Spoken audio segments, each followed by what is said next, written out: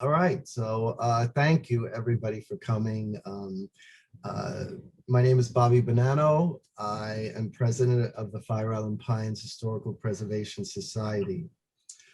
10 years ago, I created this organization, and last year we had our 10-year anniversary, and like many people, we really could not celebrate it. And I understand, people who've been through this. However, in 2019, it was the 40th anniversary of Beach, and we were able to celebrate it. And I'm just so grateful that we were able to do that because there was so much work involved. Um, I want to thank the Sayville Library for putting this together because we did a live event on the beach with the original players. When I did this, we had a year to put this book together and the event, and you would think that that was enough time, but it just was not. It went so fast, and Pepper Fee, who helped me with all of it, who's the most incredible graphic designer, incredible volunteer, supporter, everything. I thank you.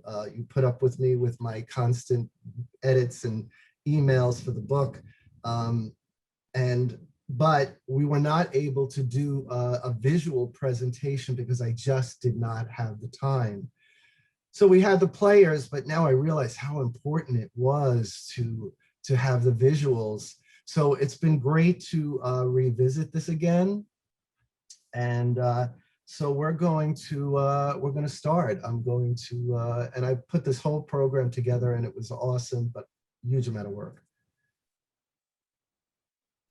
So here we go. I feel like Star Trek. Wait a minute, Felix.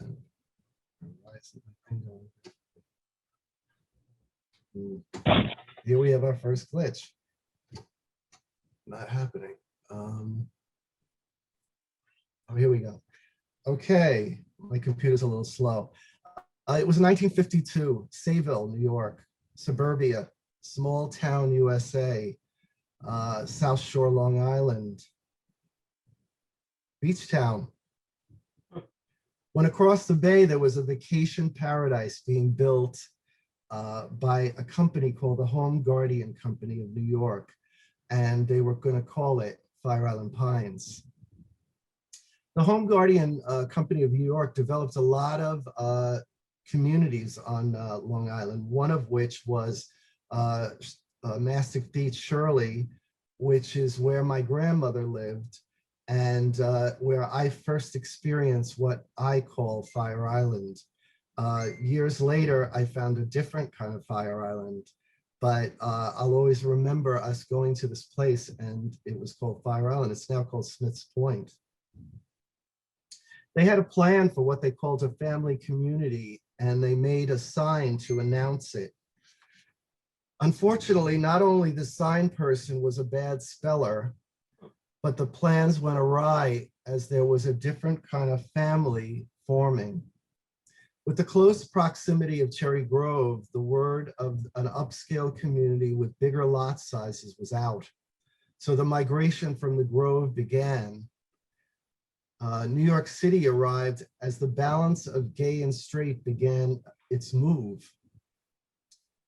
The company, as you could see, promoted it as a family community. They wanted it to be a straight community. And of course, like I just said, the gays started coming, but it also was about the woman whose name was Peggy Fears, who started a lot of the community there, buildings. She was a Broadway person, and so with that came the gays. So there was a real mixture of Sayville locals, New York people, and gay men that were arriving.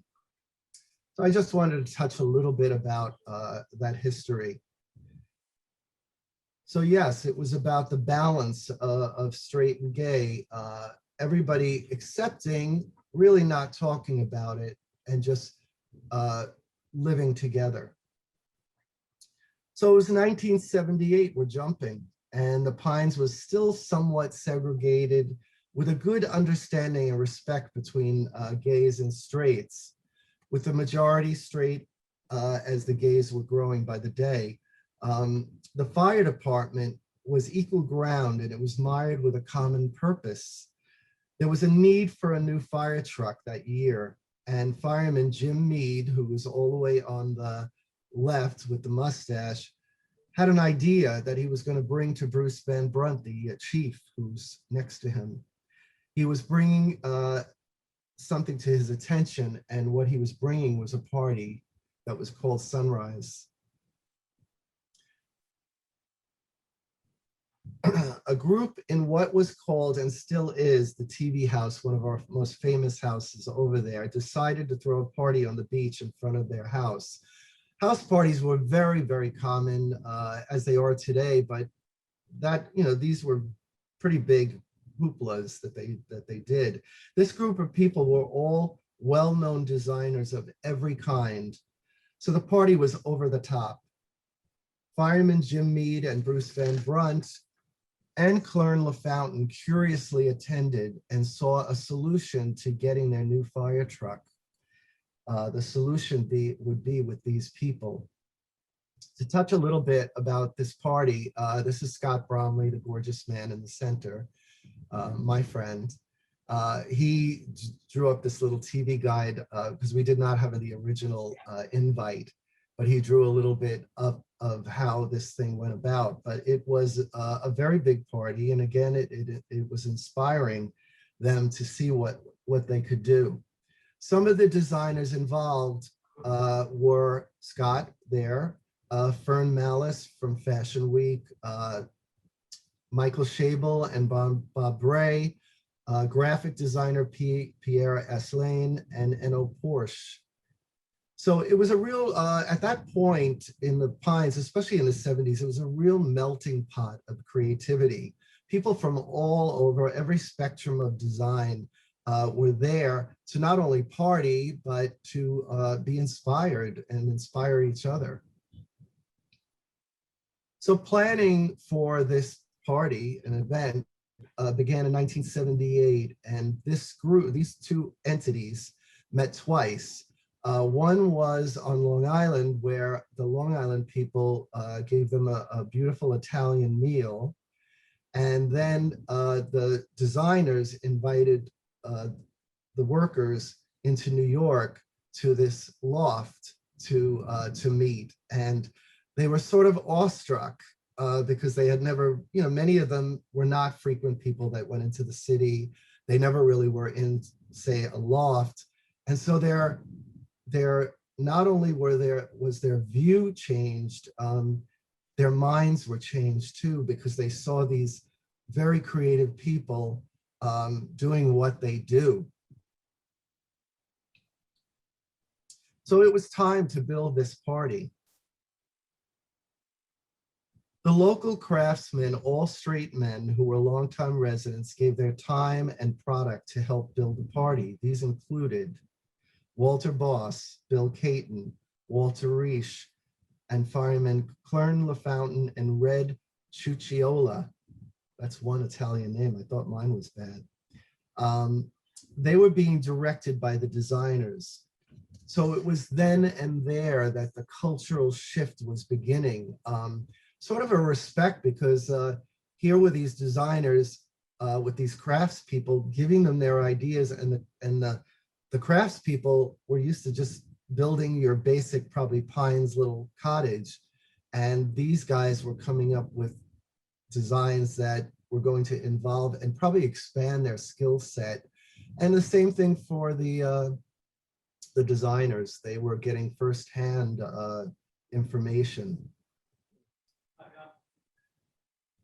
So it was the era of volunteerism. And I like to look at this a lot because I wonder where we are with this today, because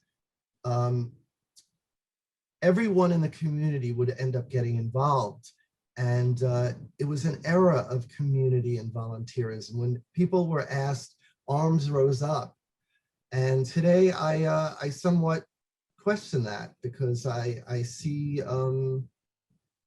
a change in that I'm hoping this pandemic has made people pause and think about giving back to people, because this was just such a beautiful thing that what people got involved with here.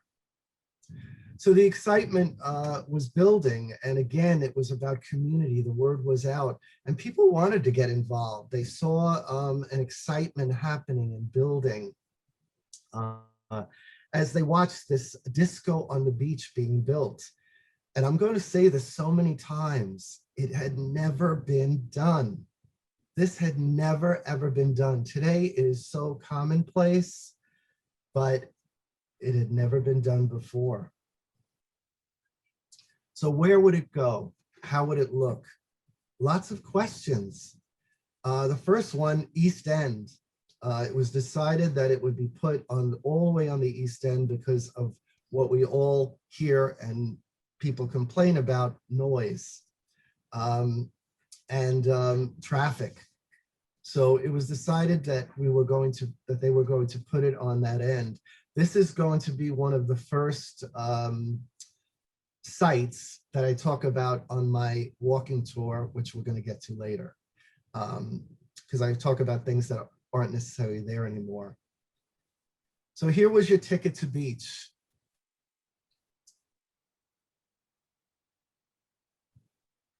So before the world of today's overused words, branding, curation, beach was ahead of its time. T-shirts, aprons, buttons, and more were logoed as the best of the world of marketing and promotion were leading the way. This is such, again, it's such a commonplace thing today, and it's and this was just so ahead of its time to think that they could sell merchandise, that they could sell T-shirts, and things like that. So creating the beach logo, again, a lot of intention was involved with this and a lot of detail. It was a contest to see somebody come up with a design. And the design he came up with was so simplistic and so beautiful, but there was such meaning to it. The half circle represented the sunset when the party would begin. The word beach in Helvetica italic represented the wind blowing on the beach. The orange circle represented the party's end with the sun coming over the ocean. So who would have thought somebody would put so much meaning into that? I'm so glad I'm able to share this with you because people just look at it and have no idea. And I know from a creator point of view, you want things to be recognized. So I'm just happy to take the time to do this.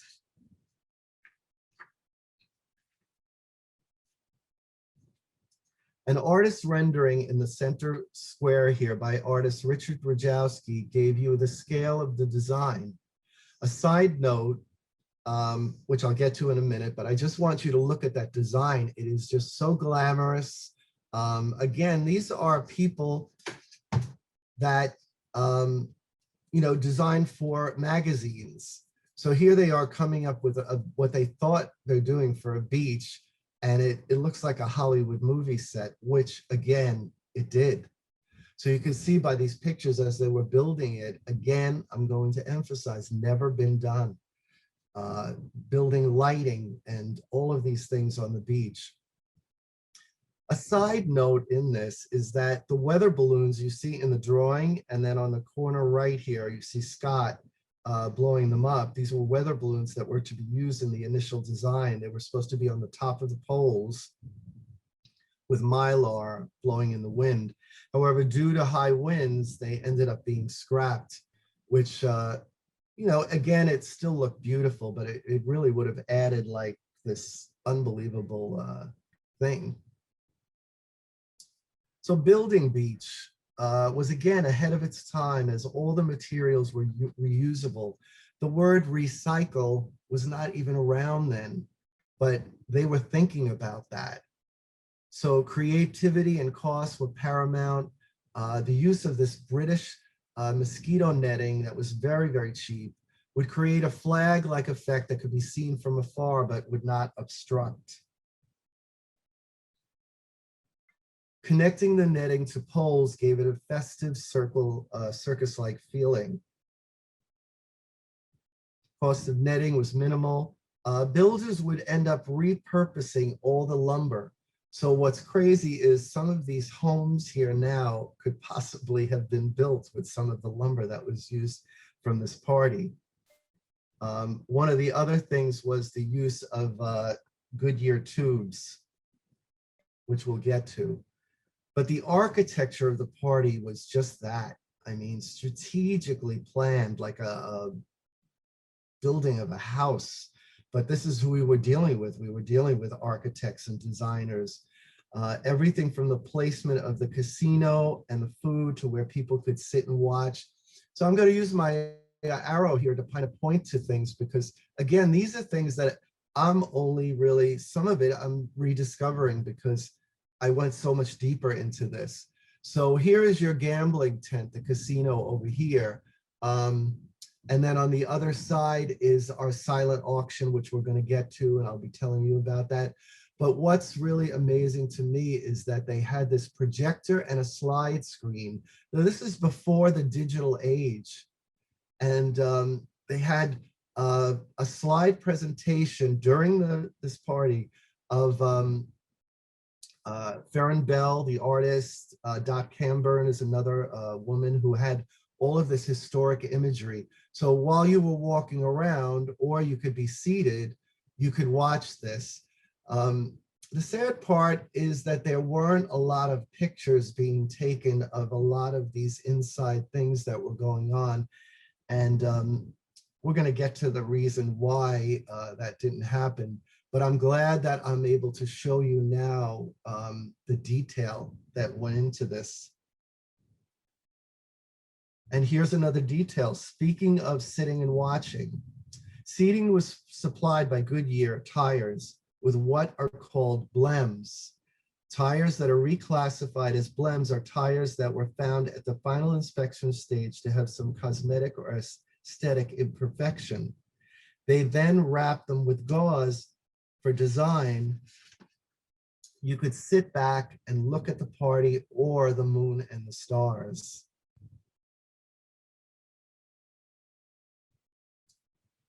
As I said, it has never been done before. So as we're watching this being built, it's just so amazing. But how do you create sound that could be heard but not overpower? There was a company called Rebelle that had installed some sound systems in some of the buildings there. Barry Leader was a regular in the Pines, like many of these creative people were. Rebelle had created the sound in many of the top nightclubs in New York City, and they agreed to supply this sound. So again, it was about community. It was about volunteerism. People not necessarily looking for something in return because they saw something bigger being built that was more important than them. The party was planned, but who would entertain? Connected to the disco sound that was happening was Ron Martin, who knew people at Casablanca Records, one of which was DJ Howard Merritt, who would end up connecting them. He would end up getting them as a sponsor, which is sort of nuts to think that this little community had Casablanca Records as a sponsor. With artists like the Richie Family, Village People, and a little girl who was sort of making a splash named Donna Summer. So here we're going to hear Ron talk about what happened with that. Oops, knew that was going to happen. Uh-oh. Yeah, the dream was Donna Summer. She was at the, and we were, because I know Eric was really in charge of the music, and was a personal friend of ours, who spent in my house a lot, previous summers and all. And that point, he not only was one of the top DJs in the city, but he was working in A&R for Casablanca Records. And Casablanca was ranked #1 at that point. Don Summer, of course, was on that label. And we were very optimistic that because Casablanca had agreed to be our music sponsor, we were very hopeful that we could get her. And at first, it seemed that there was a possibility that she was going to be in Atlantic City and performing that night. And so we were exploring the possibility of bringing her here by helicopter and having her land on the beach at sunrise. As it turned out, she was on the Bad Girls tour. The Bad Girls album had just, had been released. In fact, at the time of Beach, at home, she had 2 songs in the top 3 of the Billboard chart. The first solo artist to ever do that. She had Bad Girls and Hot Stuff, and but she couldn't. She was supposed to perform. The tour had her in Vegas at the MGM Grand that Saturday night. So it was a huge disappointment for us because that was really our dream. Because she was at the peak of her career at that moment, and sort of represented that whole.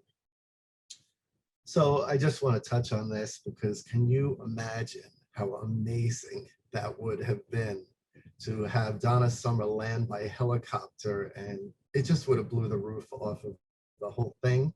However, it still was incredible and it still was memorable. And that whole thing with Ron is just, we're so glad we have these snippets of him and all preserved in our archives. So after that, the best disco in town was chosen for the entertainment, including the Richie Family, Bonnie Pointer, and a 16-year-old, which I just want to touch on. Bonnie Pointer ended up taking the place of what would have been Donna Summer. She would be what they would call the headliner. She had a huge hit at the time. It was called Heaven Must Have Sent You by Motown. And then the Richie Family, like I said, was added to the list. But it was the choice of an unknown 16-year-old girl from Canada named France Jolie that would not only make the night, but it would give her her first hit record called Come to Me. France has been there for the Pines community, coming back for AIDS benefits, fire department benefits. She's just the most human, incredible person. She's been there for our organization time and time again. And I just can't tell you what, she still sounds great. She touches audiences, unbelievable. And I'm just, I'm proud to know her and that she came and did what she did for us. So here's France talking a little bit about stepping onto the sand of the Fire Island Pines. I was told that it was very different from New York City.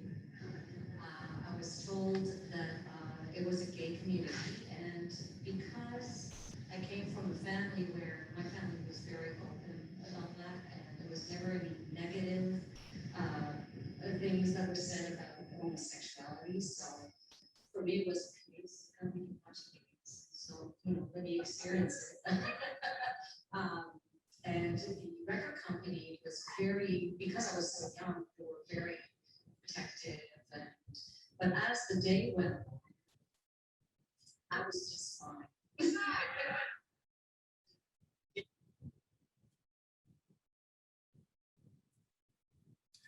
The music would be the best DJs of the era. Again, Howard Merritt, DJ Howard Merritt, had a long relationship with the island, doing parties for Ron. He was also involved with Casablanca Records, like I said. He worked many house parties at Ron's. Jim Burgess, again, a New York DJ, the Saints, all these New York clubs, Flamingo. And then, of course, our Fire Island Ice Palace DJ, Roy Thode, who worked both in the Ice Palace on Fire Island and in New York, also Studio 54.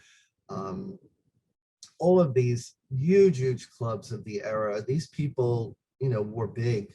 And unfortunately, they were going to rotate the evening. And unfortunately, DJ Roy Thode would have to cancel due to illness. Again, another sort of missed opportunity, but the show went on, and it was, just beautiful. With all the planning that went on, one small but significant thing had slipped by everyone. A full moon was going to be so beautiful, but however, with that comes high tide, and no one was prepared for that. The party was planned where it was. They immediately began to prepare and literally kept the tide at bay.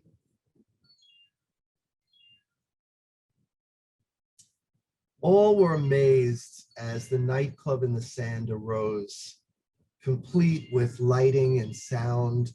Again, I keep saying it, never been done before. I mean, you look at these lighting towers and, and there really wasn't a lot of opportunity for like a dress rehearsal for this lighting. They did this the day before. So would it work? Would this all come together? How would this party go from day to night? It was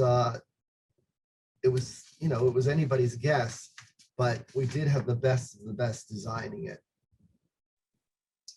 So here, architect Scott Bromley talks a little bit about building beach.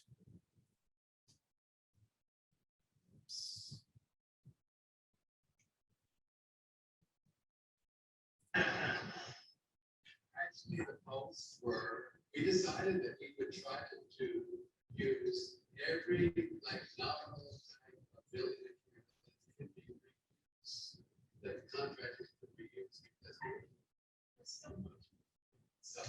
So these poles were 3 feet tall, but they were really 2 by 6s there together. And we put the dance floor at 2 by 6. We built our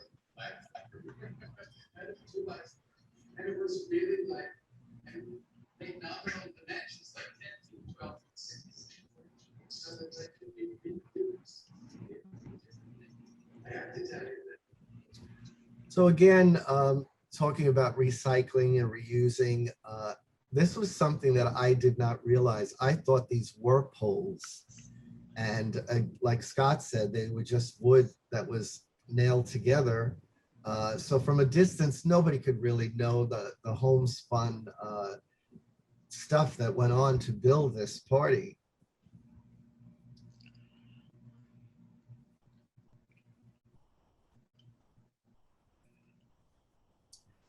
One of the unique aspects of the party was the tents. The tents housed food and the casino, both of which gave the party, again, a homespun special feeling. Food was brought in from New York. This wasn't just hamburgers and hot dogs, as Ron said to a newspaper. The booklet in the middle is from the silent auction. This was an art gallery fashion boutique with donated artwork and fashions by noted designers. Again, just going back to the food, I'm just reading my little notes here. Some of the cheese pate, quiches. So again, it just was not hamburgers and hot dogs. And then the casino. Again, something that had never been done before. And as you will hear, Ron is going to talk a little bit about the casino.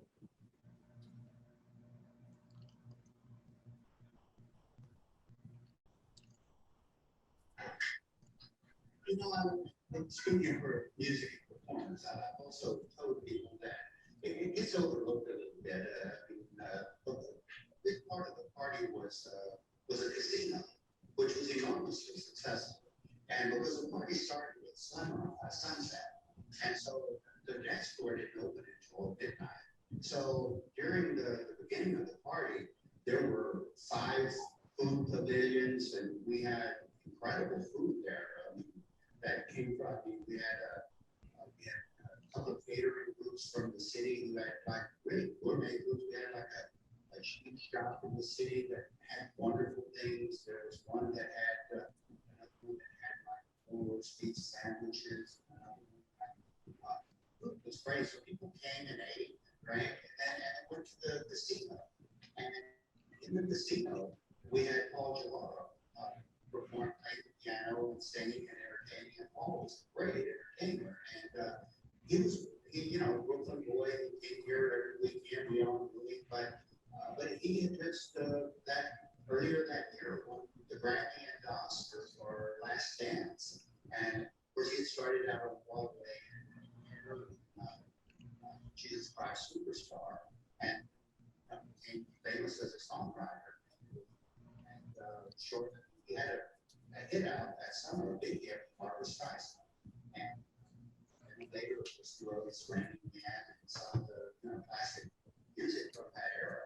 But he was kind of entertaining with a piano in the casino as people gambled. And we actually made a lot of money in that casino that night, which went a long way towards raising money for the party. So there's a lot of things I want to address here because it's so much great information. First of all, the idea of the party starting at sunset and ending at sunrise gave a whole demographic of age people the opportunity to experience the party. So it addressed every person at every age because the dance floor didn't open till 12. And so people could come, they could gamble, they could watch the slideshow presentation. They get to meet their community and talk to each other. And so I thought it was such a great idea. I know that in 1999, when the Pines Party started, they had a casino at the first Pines Party. I don't understand why they don't do that, nor why should the party starting earlier, because it does give a different demographic opportunity to mingle and meet people. But after thinking about it, I thought about now that the party has expanded to virtual parties every day, I guess that's how they address it. I still thought it was just such a great idea to start it during the day and have people see each other and experience other things. So just a great example. And then go back to Paul Jabara. For those of you who don't know, here he is in the middle between Donna Summer and Barbra Streisand. So he wasn't small potatoes, but he was a regular in the Pines. And, he had just won a Grammy and an Academy Award. And here he was playing the piano in a tent. I'm sure nobody knew who he really was, a lot of the people that were there. But that again addresses another thing. Celebrities in the 70s, this is why they loved being there. They loved coming to the Pines because it was not the age of cell phones where people are taking a picture of you every 5 minutes. They had anonymity. And the other last aspect of this that this leads to is the idea of picture taking. We have no inside pictures. I have no pictures of Paul Jabara playing the piano. Pictures taking in the Pines was not, it was not encouraged. Again, number one, nobody wanted to be outed. And number two, even John White did not want people taking pictures at tea and any of these things. So again, it gave people that anonymity and all of that, and just addressed it all. But yeah, the celebrities were there. And so the evening began. Having it begin as sunset again until sunrise made it attractive to all ages. The mature crowd came out early to gamble and eat and just take it all in. And the sunset gave glow to everything. The casino would open at oh no, the dance floor would open at midnight, allowing for the nightcomers to participate. But as the day turned into night, the party took on a whole different look that could be seen for miles. It gave it sort of like a fairy tale kind of look. And it was the happening on all of Fire Island. I mean, it was just not about the Pines. I mean, people from all over came to this party because nighttime, as you can see, you would see it for miles. The party came alive as the music of the era kept people spinning and twirling. And what I loved about looking at this picture, and again, because it made me study things more, I'm going to show you the arrow. What I love is this, inside the tents. Again, like I said, there are no pictures of inside the tents. And then the other great thing is over here. Here's the screen showing the slideshow. So there was just so much happening there for people to, to just mingle and go from one thing to the next, making it so special. But then on top of it, it was time for the entertainment.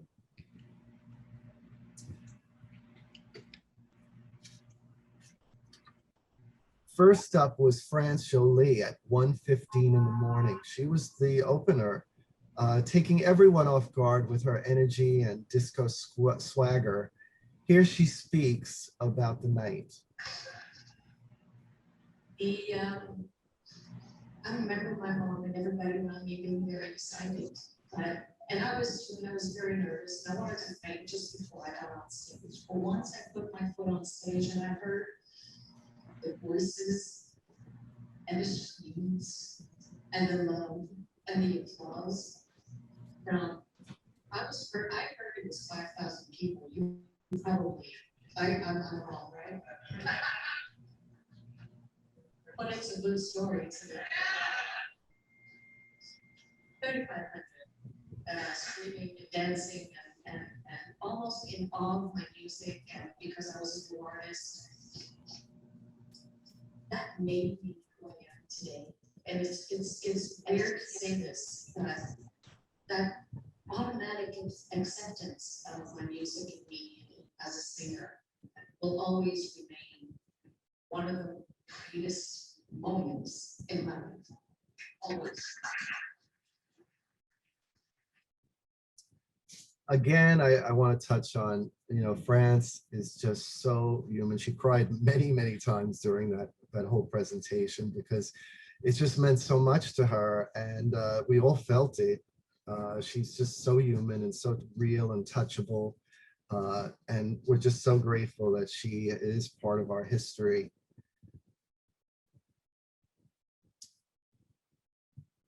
Next up was the Richie family putting their feet to the beat at 3 a.m. The Richie Family was like many disco groups of that era, where they were sort of manufactured. They'd find 3 singers and produce them. The original 3 singers, I have no idea how that ended up happening, but they were kind of pushed to the side, and these young girls were a little bit more, I guess this was the image they were going for, a little bit more sexy and happening.